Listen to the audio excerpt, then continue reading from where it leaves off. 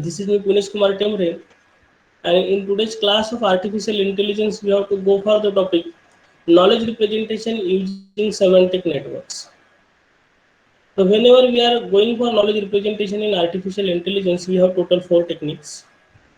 First technique is a logical representation, in which time we are using the language with some concrete rules which deals with propositions and there is no ambiguity in the representation. Second knowledge representation technique is a semantic network representation, which we have to cover in today's class.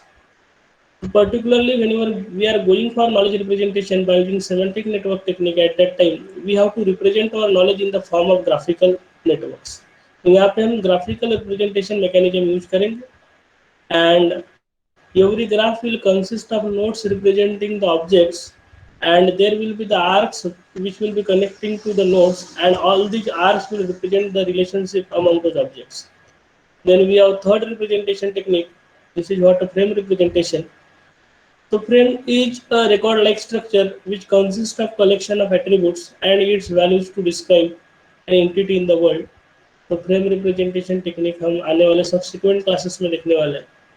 And fourth knowledge representation technique is a production rules. तो इस technique को हमने already इससे पहले study किया हुआ है. तो in this way we have total four techniques to represent the knowledge in artificial intelligence. And in today's class, we have to go for knowledge representation by using semantic network. The main idea behind semantic network is that the meaning of a concept comes from the way in which it is connected to the other concepts. तो particularly हर concept के लिए हम यहाँ पे semantic network बनाते हैं, और जिस तरीके से ये कॉन्सेप्ट के साथ दूसरा कॉन्सेप्ट रिलेटेड होता है उस हिसाब से हमारा यहाँ पे नेटवर्क भी ग्रो होते जाता है.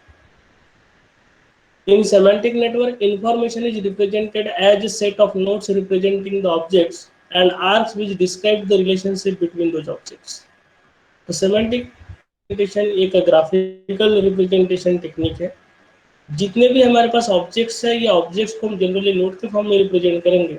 whereas ऑब्जेक्ट के बीच में अगर कुछ रिलेशनशिप एग्जिस्ट करती है, then that relationship will be represented with the help of interconnected links in the form of labeled arcs. This representation consists of mainly two types of relation.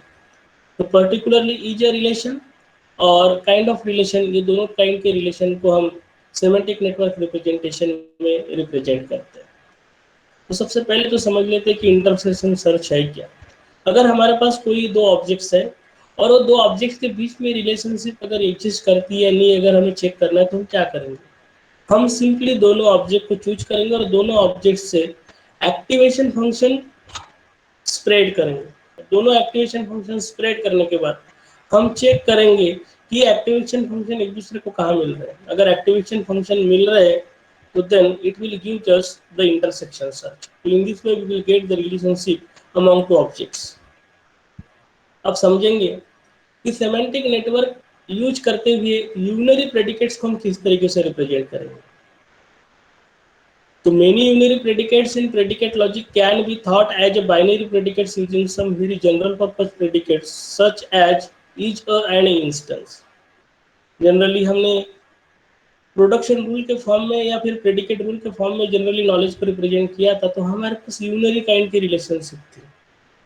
तो unary relationships को अगर हमें semantic network में अगर represent करना है तो सबसे पहले ये यूनरी रिप्रेजेंटेशंस को हमें इज या इंस्टेंट टाइप के बाइनरी प्रेडिकेट्स में कन्वर्ट करना पड़ेगा. इसी चीज को हम एक एग्जांपल के थ्रू समझ लेते हैं. तो here we have an example. जैसे कि यहाँ पे रिलेशनशिप दिया हुआ है मैन मार्कस. तो अगर हम प्रेडिकेट कैलकुलस की बात करेंगे तो प्रेडिकेट कैलकुलस में ये यूनरी रिलेशनशिप है, और अभी इसी रिलेशनशिप को हमें सेमेंटिक नेटवर्क के फॉर्म में रिप्रेजेंट करना है. तो सबसे पहले इस रिलेशनशिप को यूनरी फॉर्म से बाइनरी फॉर्म में लेके जाना पड़ेगा, और बाइनरी फॉर्म में ले जाने के लिए एक तो ईजी या फिर इंस्टेंस टाइप की रिलेशनशिप हमें यहाँ पे अप्लाई करनी पड़ेगी. तो मैन और मार्कस के बीच में रिलेशनशिप किस तरीके की रहेगी. तो मैन और मार्कस के बीच में रिलेशनशिप जो रहेगी वो रहेगी आपकी इंस्टेंस टाइप की. क्यों? क्योंकि मैन नाम का अगर हमारे पास कोई क्लास रहेगा तो मैन क्लास का मार्कस एक इंस्टेंस हो सकता है, and that's why man Marcus इस यूनरी प्रेडिकेट को बाइनरी रिलेशनशिप में इस तरीके से लिखा जाएगा, instance Marcus man. And now अभी हमारे पास दो ऑब्जेक्ट्स है, एक है मार्कस और दूसरा है मैन। एंड दैट्स वाई अगर हम सेमेंटिक नेटवर्क में इस चीज को रिप्रेजेंट करना चाहते हैं तो हमें सबसे पहले दो ऑब्जेक्ट्स बनाने पड़ेंगे। एक ऑब्जेक्ट बनेगा मैन जिसको कि हमने एक नोड के फॉर्म में इंडिकेट किया है, और दूसरा ऑब्जेक्ट बनेगा मार्कस जिसको दूसरे नोड के फॉर्म में हमने रिप्रेजेंट किया है। अब दोनों के बीच में रिलेशनशिप कैसी है? Instant relationship. तो कौन है instance? Marcus. And that's why हमें इस इंस्टेंस रिलेशनशिप को एक लेबल्ड आर के थ्रू रिप्रेजेंट करना पड़ेगा।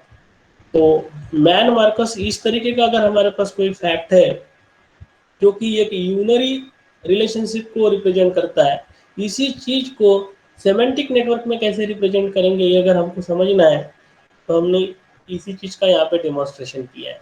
क्या करेंगे हम? यूनरी रिलेशनशिप को सबसे पहले बाइनरी में कन्वर्ट करेंगे और उसके बाद ऑब्जेक्ट रिप्रेजेंट करेंगे, और जो बाइनरी रिलेशनशिप है उसको लेबल्ड आर के फॉर्म में रिप्रेजेंट करेंगे।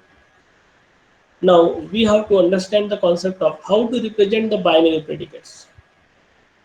So semantic networks are natural way to represent the relationships that would appear as ground instances of binary predicates and predicate logic. तो पर्टिकुलरली बाइनरी प्रेडिकेट्स को represent करना semantic network representation scheme में काफ़ी आसान होता है, और इसी चीज़ को हम एक एग्जांपल के थ्रू समझेंगे। जैसे कि यहाँ पे हमारे पास बाइनरी रिलेशनशिप है, ईच अ पर्सन मैमल।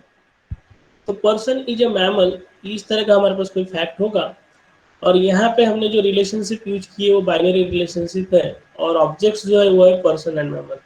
तो सिंपली क्या करेंगे, हमें दो ऑब्जेक्ट्स बनाना पड़ेगा जिनको कि हमने नोड के फॉर्म में रिप्रेजेंट किया, मैमल एंड अ पर्सन। और बाइनरी रिलेशनशिप इज है तो उस रिलेशनशिप को एक लेबल्ड आर के लिंक के थ्रू हम रिप्रेजेंट करेंगे। अभी हमारे पास सेकंड बाइनरी रिलेशनशिप है, इंस्टेंस सचिन पर्सन। तो ऑलरेडी हमने पर्सन इज अ मैमल इस फैक्ट को एक सेमेंटिक नेटवर्क्स के फॉर्म में रिप्रेजेंट किया है, और अभी हमारे पास सेकंड रिलेशनशिप जो है that is Sachin is a person. And that's why अभी इस पर्टिकुलर रिलेशनशिप को अगर हमें रिप्रेजेंट करना है तो हमें उस पुराने वाले कॉन्सेप्ट को, यानी हमारा जो प्रीवियस कॉन्सेप्ट था उसी कॉन्सेप्ट को भी एक्सटेंड करना पड़ेगा। क्यों? क्योंकि पहले हम मैमल और पर्सन की ऑलरेडी बात कर चुके हैं, और जिस पर्सन क्लास की बात कर रहे हैं उसी पर्सन क्लास का एक नया इंस्टेंस यहाँ पे आ रहा है Sachin. And that's why if you want to add this particular relationship into existing semantic network, तो सिंपली प्रीवियस वाले या फिर अर्लियर वाले सेमेंटिक नेटवर्क को भी हमें यहाँ पे एक्सटेंड करना पड़ेगा। तो हम इसी रिलेशनशिप को एग्जिस्टिंग सेमेंटिक नेटवर्क में कुछ इस तरीके से दिखा सकते हैं। तो सचिन नाम का एक नया ऑब्जेक्ट बनाना पड़ेगा, और जो रिलेशनशिप थी कि Sachin is instance of person, इस चीज को हम इस तरीके से दिखा सकते हैं। Then we have next relationship, Sachin team is India. तो कोई इंडिया नाम की टीम होगी और उस इंडियन टीम में सचिन अगर कोई प्लेयर होगा तो टीम सचिन इंडिया, इस तरह का अगर हमारे पास रिलेशनशिप है तो इस रिलेशनशिप को हम ये एग्जिस्टिंग सेमेंटिक नेटवर्क में इस तरीके से ऐड करेंगे। तो इंडिया नाम का फिर से हमने ऑब्जेक्ट ऐड कर दिया, and Sachin team is India इस तरीके को, इस पर्टिकुलर फैक्ट को इस तरीके से हमने रिप्रेजेंट किया। Then we have next relationship, uniform Sachin blue. यानी सचिन का यूनिफॉर्म जो है वो ब्लू है, एंड दैट्स वाई फिर से एक नया ऑब्जेक्ट बनाना पड़ेगा blue, and Sachin uniform is blue, इस चीज को हमें इस तरीके से रिप्रेजेंट करना पड़ेगा। Getting it? So this is about how to represent the binary predicates. Now we have to understand how to represent non-binary predicates. So three or more place predicates can also be converted to binary form by creating one new object representing the entire predicate statement, and then introducing binary predicate to describe the relationship to this new object of each of original arguments. इस चीज को हम समझ लेते हैं एक example के through. जैसे कि हमारे पास यहाँ पे टर्नरी रिलेशनशिप दिया है, स्कोर, कर्व्स, डॉजर्स, 5-3। तो पर्टिकुलरली यहाँ जो रिलेशनशिप दिया है ना तो ये यूनरी है ना तो ये बाइनरी है। अब ये टर्नरी टाइप की रिलेशनशिप है, और जब इस तरह के रिलेशनशिप हमें एग्जिस्ट रिप्रेजेंट करना रहेगा तो at that time we have to go for the event creation. जैसे कि अभी हमने यहाँ पे एक इवेंट क्रिएट किया है, G23 जो instance of a game, and relationship जो है वो इज अ रिलेशनशिप है, and then Dodgers, after that नया ऑब्जेक्ट जो रहेगा हमारा वो रहेगा 5-3, और एक ऑब्जेक्ट जो रहेगा वो रहेगा कप्स।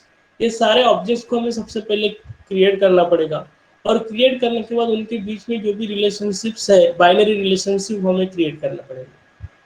तो जब कभी भी हम नॉन बाइनरी प्रेडिकेट्स को रिप्रेजेंट करना चाहते हैं, तो एट दैट टाइम हमें नॉन बाइनरी प्रेडिकेट्स को रिप्रेजेंट करने के लिए मल्टीपल बाइनरी रिलेशनशिप्स को हमारे सेमेंटिक नेटवर्क में ऐड करना पड़ेगा। तो जैसे कि स्कोर, कप्स, डॉजर, 5-3, ये अगर हमारे पास में कोई एक रिलेशनशिप है, यहाँ पे मल्टीपल बाइनरी रिलेशनशिप्स होंगे, तो इस पर्टिकुलर फैक्ट को अगर हम रिप्रेजेंट करना चाहते हैं, तो पर्टिकुलर फैक्ट को रिप्रेजेंट करने के लिए इवेंट क्रिएट करने के बाद मल्टीपल हमें बाइनरी रिलेशनशिप्स यहाँ पे क्रिएट करने पड़ेंगे। कि जैसे 5-3 हमारा स्कोर था, डॉजर्स होम टीम थी, कब्स विजिटिंग टीम थी, और हम बात कर रहे हैं पर्टिकुलर गेम की, और गेम का एक पर्टिकुलर इंस्टेंस G23 था। तो इस तरीके से इवेंट्स या इस तरीके से इंस्टेंसेस क्रिएट करके हमें नॉन बाइनरी प्रेडिकेट्स को जनरली रिप्रेजेंट करना होता है। सेम चीज को फिर से हम एक एग्जाम्पल के थ्रू समझेंगे। तो हमारे पास एक नया एग्जाम्पल है, example 2। Raju gave the book to Rani. Raju gave the book to Rani. अब यहाँ पे देखिए, एक ऑब्जेक्ट है राजू, दूसरा है रानी, और एक है बुक। तो कहीं ना कहीं यहाँ पे टर्नरी टाइप की रिलेशनशिप है, और इस रिलेशनशिप को अगर आपको सेमेंटिक नेटवर्क के थ्रू अगर रिप्रेजेंट करना है, तो एट दैट टाइम फिर से आपको मल्टीपल बाइनरी रिलेशनशिप्स बनानी पड़ेंगी, और ये मल्टीपल बाइनरी रिलेशनशिप्स को आपके सेमेंटिक नेटवर्क में आपको ऐड करना पड़ेगा। और जैसे जैसे कॉन्सेप्ट्स आपके आगे बढ़ेंगे, अकॉर्डिंगली आपका सेमेंटिक नेटवर्क आपको बढ़ाना पड़ेगा। वेरी फर्स्ट आपको इवेंट या इंस्टेंस यहाँ पे क्रिएट करने पड़ेंगे, एंड दैट्स वाई सबसे पहला काम है कि हमारे ऑब्जेक्ट्स कौन से हैं, कौन से ऑब्जेक्ट्स है इस पर्टिकुलर फैक्ट से अगर हम देखेंगे, तो ऑब्जेक्ट्स जो है वो है राजू, एक है बुक, और एक रानी। तो राजू, रानी, बुक, और इनके बीच में एक इवेंट हो रहा है, और वो इवेंट कौन सा है, एक्शन जो है ये गेम है, लेकिन गिविंग मैकेनिज्म है, और गिविंग मैकेनिज्म का एक इवेंट हमें यहाँ पे क्रिएट करना पड़ेगा। इसलिए अगर आप देखोगे, तो गिव एक ऑब्जेक्ट बना के हमने उसका एक इंस्टेंस क्रिएट किया यहाँ पे UV7, और ये UV7 मैकेनिज्म से भी सारे के सारे हमारे ऑब्जेक्ट्स रिलेटेड है, और उनको भी हम जोड़ेंगे, और इनको जोड़ते वक्त जो भी मल्टीपल हमारे बाइनरी रिलेशनशिप्स बन सकते हैं, तो सभी को भी हम यहाँ पे क्रिएट करेंगे। तो हमने यहाँ पे एक इवेंट तो क्रिएट किया कि event UV7 is a instance of giving mechanism, और ये किसके किसके बीच में हो रहा है, राजू के बीच में हो रहा है और रानी के बीच में हो रहा है। और किस ऑब्जेक्ट की वजह से हो रहा है, बुक ऑब्जेक्ट की वजह से। तो बुक भी एक, दुनिया के सारे जितने भी बुक्स होंगे उनका एक क्लास होगा, और उस बुक में से भी एक पर्टिकुलर बुक की अगर हम बात कर रहे होंगे, तो यहाँ पे फिर से हमें इंस्टेंस रिलेशनशिप लेके आना पड़ेगा। तो आप देख सकते हैं कि हमने BK23 नाम का एक इंस्टेंस क्रिएट किया है। बुक यहाँ इंडिकेट कर रहा है दुनिया के सारे बुक्स के बारे में, लेकिन वो सारे बुक में से पर्टिकुलर एक बुक की बात कर रहे हैं, and that book is BK23। And now ये इवेंट EV7 जो हो रहा है, ये राजू, रानी और उस बुक के इंस्टेंस के बीच में हो रहा है, एंड दैट्स व्हाई अभी बुक क्या है, एक ऑब्जेक्ट है, रानी कौन है, बेनिफिशियरी है, एंड एजेंट कौन है, राजू है। इस तरीके से Raju give the book to Rani, इस पर्टिकुलर फैक्ट को हम सेमेंटिक नेटवर्क के थ्रू रिप्रेजेंट कर सकते हैं। So this was about how to represent the non-binary predicates in semantic network.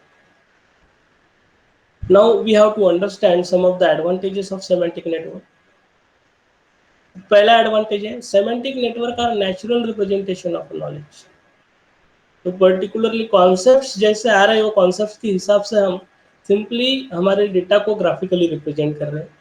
Semantic networks convey a meaning in a transparent manner, जो कि अभी हमने समझा था। And third, these networks are simple and easily understandable. तो simple mechanism अगर हम देखेंगे सेमेंटिक नेटवर्क में, तो नेचुरल तरीके से नॉलेज को यहाँ पे रिप्रेजेंट कर रहे हैं, बहुत ही ट्रांसपेरेंट मैनर में, और ये मैकेनिज्म इजी टू अंडरस्टैंड होता है। Now we have to understand disadvantages of semantic network. First disadvantage is semantic network takes more computational time at runtime, as we need to traverse the complete network tree to answer some question. तो particularly अगर हमने knowledge को semantic network के form में अगर represent किया है, और जब कभी भी हम रीजनिंग परफॉर्म करेंगे और रीजनिंग परफॉर्म करते वक्त अगर हमें इंफॉर्मेशन सर्च करना है, तो इंफॉर्मेशन सर्च करते वक्त ये एंटायर सेमेंटिक नेटवर्क को हमें सर्च करना पड़ेगा। And that's why in worst case scenario ये हो सकता है कि सारा का सारा सेमेंटिक नेटवर्क हमें ढूंढना पड़ रहा हो, यानी सर्चिंग बहुत एग्जॉस्टिव रहेगा। And that's why run time, computational time की अगर हम बात करेंगे तो कंप्यूटेशनल टाइम यहाँ पे बहुत ज़्यादा रहेगा। तो जनरली ह्यूमन बीइंग की अगर बात करेंगे तो हमारे ह्यूमन ब्रेन में सारा का सारा नॉलेज न्यूरल नेटवर्क के फॉर्म में स्टोर होता है, और ऑन सिमिलर फैशन सेम तरह का नेटवर्क बनाने की बात हम यहाँ पे कर रहे हैं, बट उस तरह के न्यूरल नेटवर्क को टोटली यहाँ पे सिमुलेट करना काफ़ी डिफिकल्ट होगा।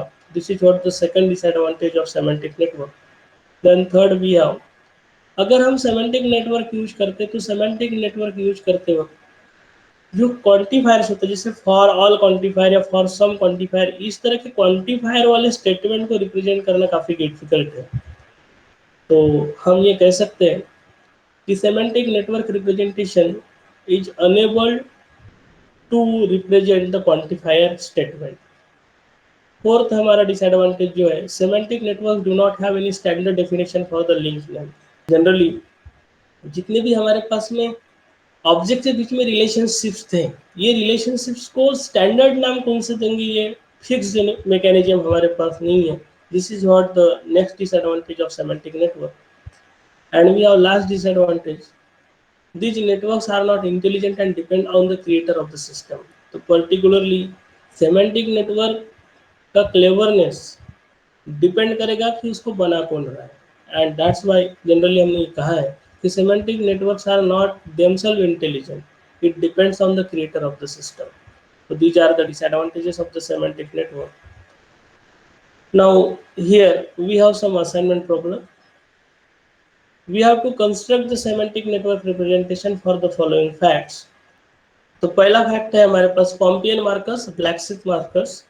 तो इस फैक्ट में आप देख सकते हैं कि हमारे पास दो यूनरी रिलेशनशिप है। पॉम्पियन मार्कर्स एक यूनरी रिलेशनशिप है, और दूसरा जो है वो है ब्लैकस्मिथ मार्कर्स।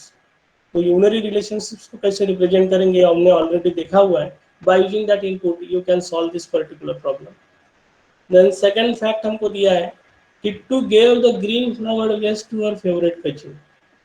ध्यान दीजिएगा, ऑब्जेक्ट आइडेंटिफाई करो। Kittu is one object, green flowered vase, so here vase is another object and favorite cousin is once again another object।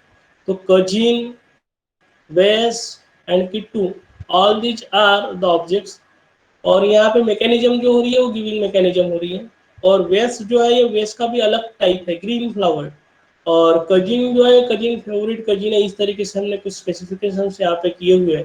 तो how to represent non binary predicates title के अंदर हमने ये सारी चीज़ें देखी कि इस तरह के फैक्ट्स को हम किस तरीके से रिप्रेजेंट कर सकते हैं। तो whatever the input I have provided to you in this particular video, उस इनपुट को यूज करते हुए आप असाइनमेंट प्रॉब्लम्स को सॉल्व कर सकते हैं। तो this was all about what is semantic network and how to represent the knowledge by using semantic networks in artificial intelligence। Thank you।